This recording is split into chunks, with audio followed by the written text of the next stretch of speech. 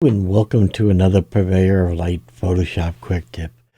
Today we're going to do a bit of a creative edit. I came across this photo here and I just absolutely love intimate portraits like this.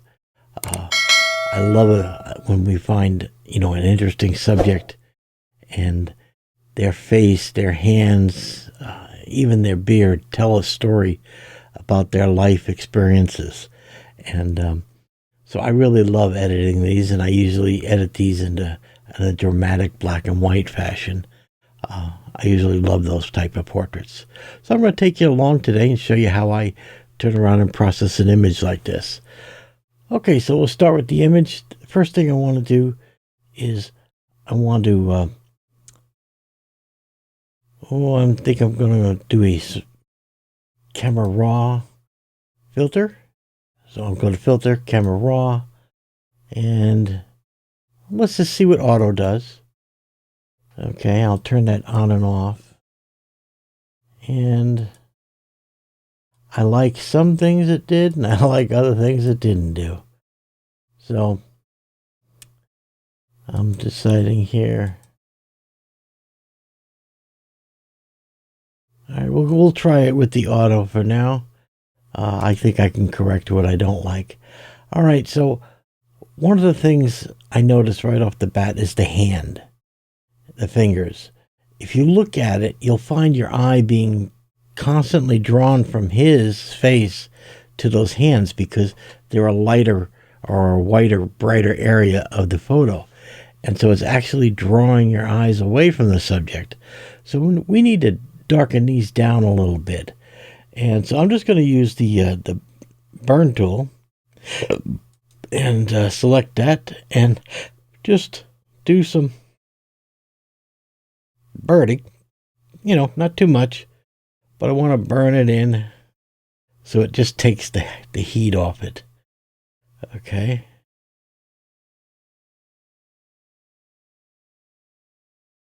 Okay. Like that last stroke. Okay. So that's a little bit better. Okay. So that takes that off there. Then I'm going to turn around and say I want to do some adjustments here. I think I want to go with a black and white adjustment layer. So I can come down here and then hit a black and white adjustment. That's going to give us a new layer there in black and white. And under the properties panel of this, I could just hit auto, see how that does. And turn it on and off. Yeah, I'm liking that. It's done an okay job. Yeah, I think I'll stick with that. But we needed to adjust the fit because it did dull it down a little bit and we need to bring back some more interest. So I'm going to put a curve adjustment on it. So I will come over and get a curves adjustment. And again, if you don't have the adjustment panel, you can always come down here and just select your curves this way. So with this thing, I'm going to work with the curve a little bit.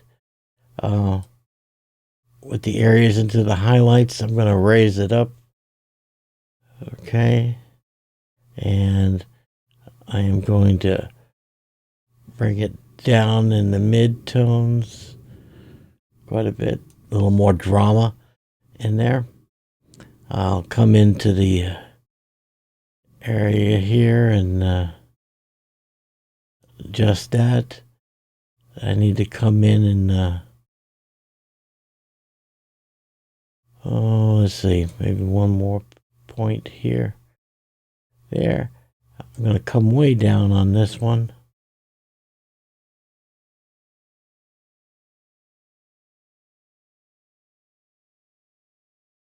And this is dealing into the shadows, and that's doing a real nice effect there.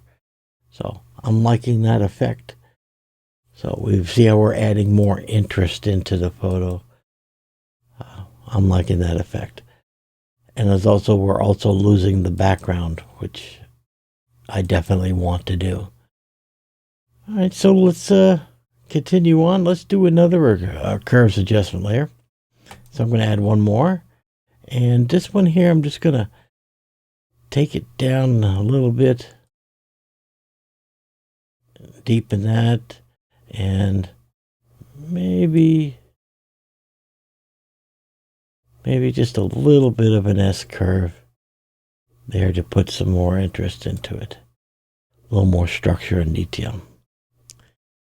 Okay, so now that we have this, and I am happy with the results, I want to make a stamped layer going forward. So Command Control Shift Alt E, and that makes a stamp layer, which basically is just a combination of every layer we have below it.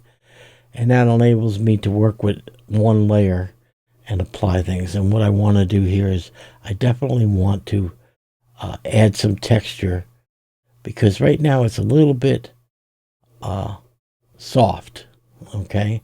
And I want the wrinkles in his face and the character lines to really be prominent.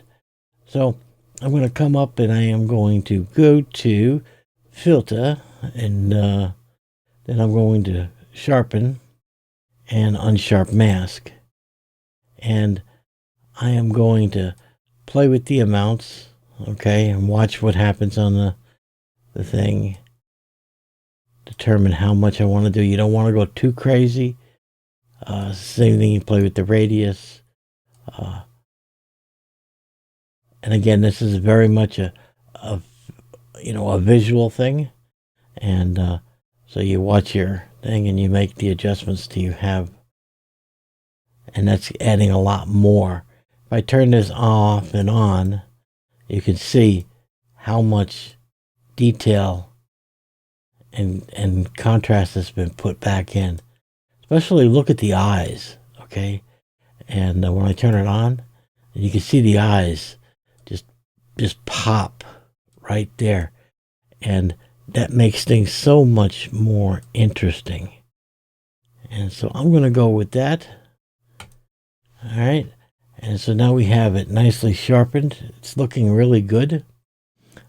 Just to quickly go back to where we started with, this is our starting point, and this is where we're at right now, and I think it's looking like a really good, interesting portrait. We need to do a little vignetting here to darken the background a little bit more and draw focus to the face, because that's our predominant subject of this photo. And so I am going to put another curve layer across the top. And this time, make sure I'm on the mask. I am going to draw out an elliptical thing. So from the rectangular to the elliptical tool. And then I am just going to draw out a nice ellipse. Okay. Like so. And then I want to soften it. I want to fill it up with black. So on the default things, I can go up to Edit and Fill, and then to black. If you don't see that black, just pull down on the pull down. You'll see black there. And that fills our center with black. Okay. And we will then work on the mask, and we will feather that in. So on the mask, which is up here, here's the curve, right?